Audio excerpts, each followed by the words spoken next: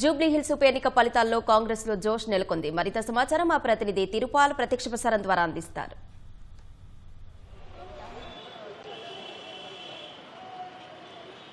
అసలు జూబ్లీహిల్స్ ఉప ఎన్నికల్లో కాంగ్రెస్ పార్టీ భారీ మెజార్టీ కనబరుస్తూ వస్తుంది. మొదటి రౌండ్ నుంచి కూడా ఈ మెజార్టీ కనబరుస్తూ ఉండడంతో కాంగ్రెస్ పార్టీ శ్రేణుల్లోనూ నాయకుల్లోనూ ఉత్సాహము నెలకొందని చెప్పవచ్చు. గాంధీ భవన్లో పెద్ద ఎత్తున సంబరాలు చేసుకుంటున్నారు. మహిళా కాంగ్రెస్తో పాటు కాంగ్రెస్ నాయకులందరూ కూడా పెద్ద ఎత్తున ఇక్కడ తరలి వస్తున్నారు.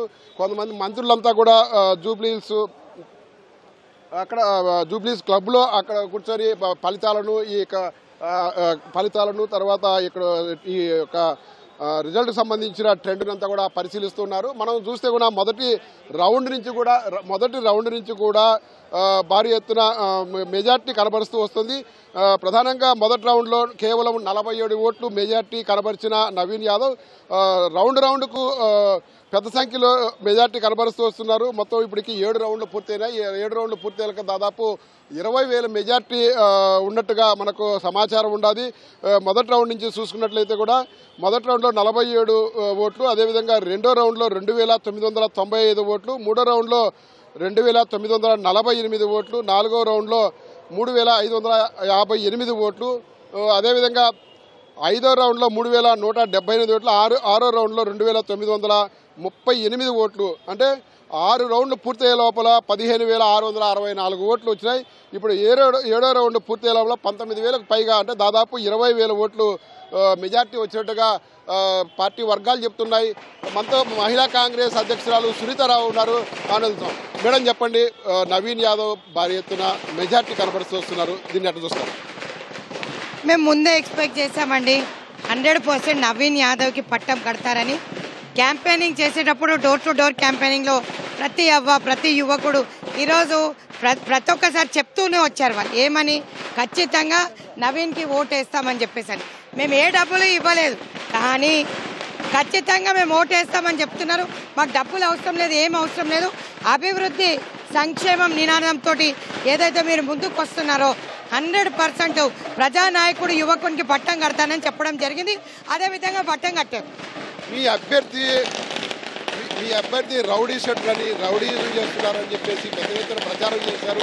అదేవిధంగా ఇక్కడ జూబ్లీహిల్స్లో గెలిస్తే కూడా బుల్డోజర్ వస్తుంది అని చెప్పేసి కూడా ప్రచారం చేశారు.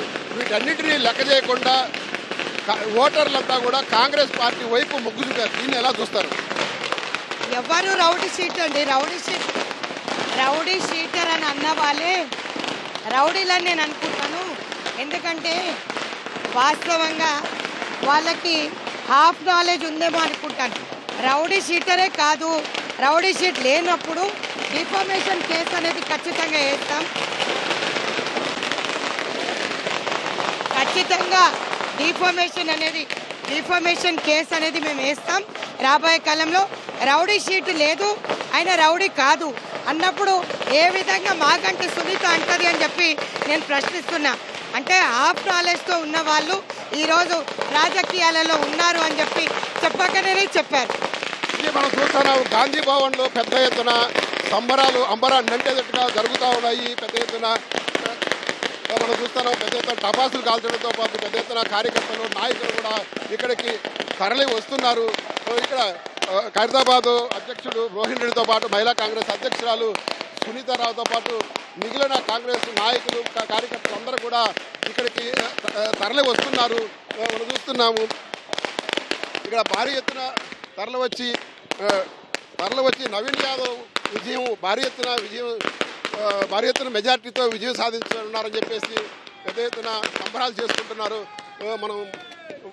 మనం మాట్లాడే ప్రయత్నం చేద్దాం. ఇక్కడ రోహిన్ రెడ్డి ఖైరతాబాద్ జిల్లా అధ్యక్షుడు ఉన్నారా? ఏంటి నవీన్ యాదవ్ భారీగా మెజార్టీ వస్తుంది, దీన్ని ఎట్లా చూస్తారు? ఈ భారీ ప్రజారిటీ రేవంత్ రెడ్డి గారికి కేటీఆర్ విసిరిన రెఫరెండానికి ఇది నిదర్శనం. ఈరోజు కేటీఆర్, బీఆర్ఎస్ నాయకులు, హరీష్ రావు, కేసీఆర్ ఓటమి ఇది. ఎందుకంటే రేవంత్ రెడ్డి గారు ఆయన రెఫరెండం తీసుకొని ముందుకు పోయిండు. కేటీఆర్ 10 సార్లు అడిగిండు, ఇది రెఫరెండం అన్నాడు. ఈ రెఫరెండంలో ప్రజాపాలన సత్తా ఏందో చూపించినాం. కాబట్టి నేను ఒకటే చెప్తున్నా, ఇప్పటికైనా కానీ కూడా కేటీఆర్ ఆయన అహంకారం పొగరు తగ్గించుకొని మాట్లాడితేనే మంచిది. బీఆర్ఎస్ పార్టీకి సంబంధించిన సిట్టింగ్ ఎమ్మెల్యే మొత్తం 3 సార్లు గెలిచున్నాడు. ఇప్పుడు మీరు కాంగ్రెస్ వాళ్ళు చేజెక్కించుకున్నారు, దీని ఎలా చూస్తారు? ఇది ప్రజాపాలన గెలుపండి, ఒక బడుగు బలహీన వర్గాలకు చెందిన నాయకుని గెలుపు. కాబట్టి రేవంత్ రెడ్డి గారు పదే ఒకటేసారి చెప్పిండు, నేను నా పరిపాలన చూసి మీరు ఓటేయమని అడిగిండు. ఏ రోజు కానీ మీరు కేసీఆర్, కేటీఆర్, హరీష్ రావు నన్ను చూసి ఓటేయమని అడగలే. రేవంత్ రెడ్డి గారు ప్రజాపాలన ఒక బడుగు బలహీన వర్గాలకు చెందిన నాయకునికి ఓటేయమని చెప్పి అడిగిండు. ఇది ప్రజాపాలన గెలుపు, ఇది కాంగ్రెస్ నాయకత్వం మహేష్ కుమార్ గౌడ్ గారి గెలుపు. కాబట్టి రాష్ట్ర ప్రజలందరూ కూడా మాకు ఓటేసినందుకు మేము ధన్యవాదాలు తెలియజేస్తున్నాం. అదే విధంగా పోలింగ్ రోజున పెద్ద ఎత్తున మీరు రిగ్గింగ్ పాల్పడ్డారు, అసలు అధికారాన్ని దుర్వినియోగం చేశారని చెప్పి చెప్తున్నారు, దీన్ని ఎట్లా చూస్తారు? మీరు ఒక మాట చెప్తున్నాను, మీరు అందరూ కూడా క్షేత్రస్థాయిలో ఉన్నారు. ఎక్కడ కానీ రిగ్గింగ్ కానీ లేకపోతే ప్రజలకు ప్రలోభం పెట్టే విధంగా ఎక్కడైనా ఓట్లు జరిగినాయని అడుగుతున్నాను. ఈ రోజు నాచిన నియాతో ఆంగన్ తేడా టైప్ వాళ్ళు మాట్లాడుతున్నారు, కానీ ఇది ప్రజాపాలన గెలుపు. ఈ కేటీఆర్ అంత ప్రచారం చేసిండు, హైడ్రా అన్నాడు, అదన్నాడు. ఈ రోజు ప్రజలు హైడ్రా కోటేసిండ్రు, ఈ రోజు సన్నబియ్యాన్ని కోటేసిండ్రు, 200 యూనిట్ల కోటేసిండ్రు, ఫ్రీ బస్ పాస్ కోటేసిండ్రు, హైదరాబాద్ అభివృద్ధి కోటేసిండ్రు. మొత్తం ప్రజా పరిపాలన కోసం ఓటేసింది. కాబట్టి ఇది ప్రజాపాలన ప్రభుత్వము, ప్రజాపాలనకు ఓటేసింది. కాబట్టి రాష్ట్ర ప్రజలందరికీ, జూబ్లీస్ నియోజకవర్గాలందరూ కూడా అర్హత తెలియజేస్తున్నారు. మీరు చెప్పండి, అధికార ప్రతినిధి సత్యం శ్రీరంగ గారు ఉన్నారు. అసలు జూబ్లీ హిల్స్ లో రౌండ్ కు కాంగ్రెస్ అభ్యర్థి నవీన్ యాదవ్ కు మెజార్టీ వస్తుంది, దీన్ని ఎలా చూస్తారు? అన్న ఇప్పుడే చెప్పినా ప్రజలందరూ గమనిస్తున్నారు. ఈరోజు హైదరాబాద్లో అభివృద్ధికి ఓటేశారు కాంగ్రెస్ పార్టీ. ముఖ్యంగా రేవంత్ రెడ్డి గారి నాయకత్వానికి ఇది ప్రత్యేకమైన గెలుపు. రేవంత్ రెడ్డి గారికి గిఫ్ట్, రేవంత్ రెడ్డి గారి కష్టము. అదేవిధంగా సమిష్టిగా కాంగ్రెస్ నాయకత్వం పనిచేసింది. వారు ఎన్ని నిందలు మోపారో ఈరోజు 10 సంవత్సరాల వారి పరిపాలన జరిగిన అవినీతి ఇంకా ప్రజలు మర్చిపోలేరు.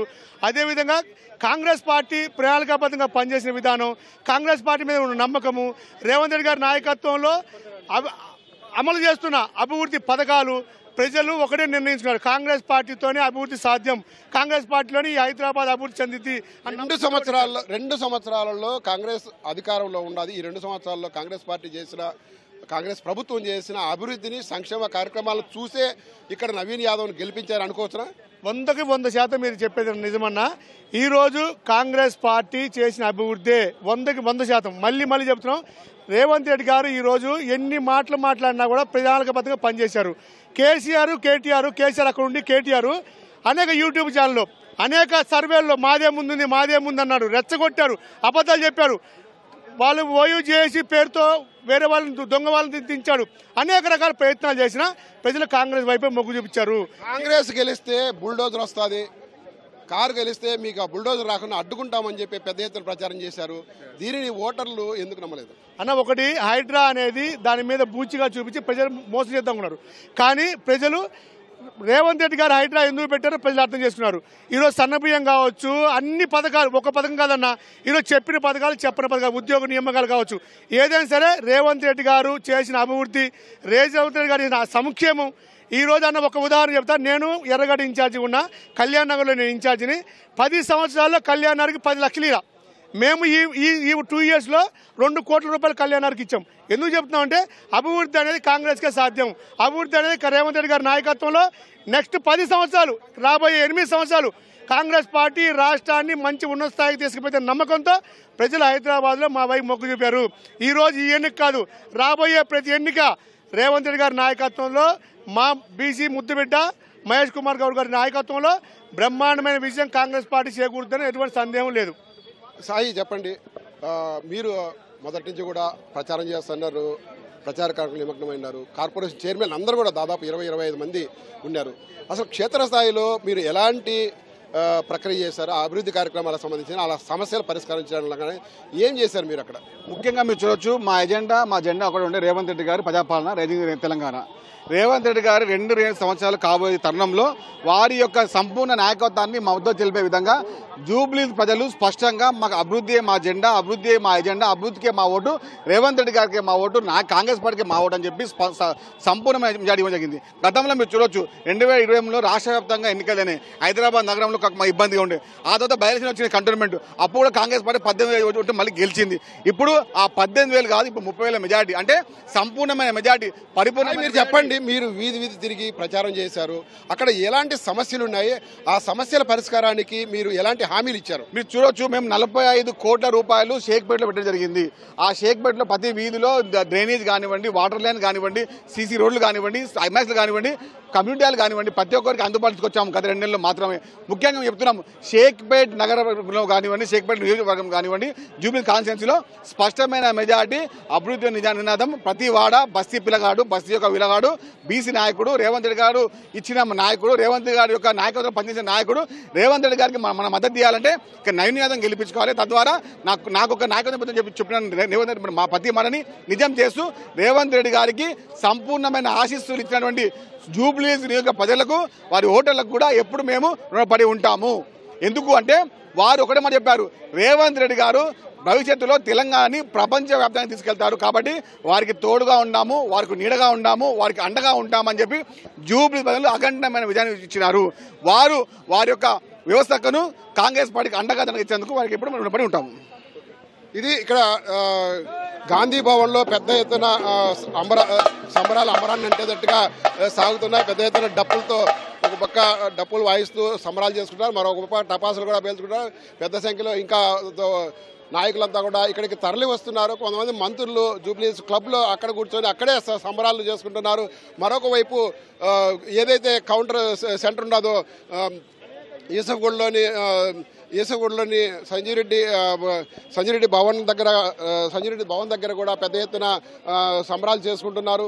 మరొక వైపు ఇప్పటికే కౌంటింగ్ సెంటర్ నుంచి బీజేపీ అభ్యర్థి దీపక్ రెడ్డి వెళ్ళిపోయారు. ఇంకా ఒక 4 రౌండ్లు మిగిలిన్నాయి. ఈ 4 రౌండ్లలో కూడా స్పష్టమైన ఆధిక్యత వస్తుంది. దాదాపు 30,000 మెజార్టీ వచ్చే అవకాశాలు ఉన్నాయని చెప్పేసి కాంగ్రెస్ పార్టీ అంచనా వేస్తుంది. ఇప్పటికే 20,000 వరకు మెజార్టీ వచ్చినట్టుగా కాంగ్రెస్ వర్గాలు చెప్తున్నాయి. 7 రౌండ్లు పూర్తయినాయి. మొత్తం 10 రౌండ్లు పూర్తి కావాల్సి ఉంది. అంటే ఇప్పటికి 7 రౌండ్లు పూర్తయ్యే లోపల దాదాపు 20,000 మెజార్టీ కాంగ్రెస్ అభ్యర్థి నవీన్ యాదవ్కి వచ్చింది. మరో 3 రౌండ్లు ఉన్నాయి. ఈ 3 రౌండ్లలో కూడా స్పష్టమైన ఆధిక్యత కనబరుస్తుంది. కాబట్టి బీఆర్ఎస్ అభ్యర్థి సునీత కంటే దాదాపు 30,000 మెజార్టీ వచ్చే అవకాశాలు ఉన్నాయని చెప్పి కాంగ్రెస్ పార్టీ కానీ కాంగ్రెస్ నాయకులు కానీ అంచనా వేస్తున్నారు. Over to studio.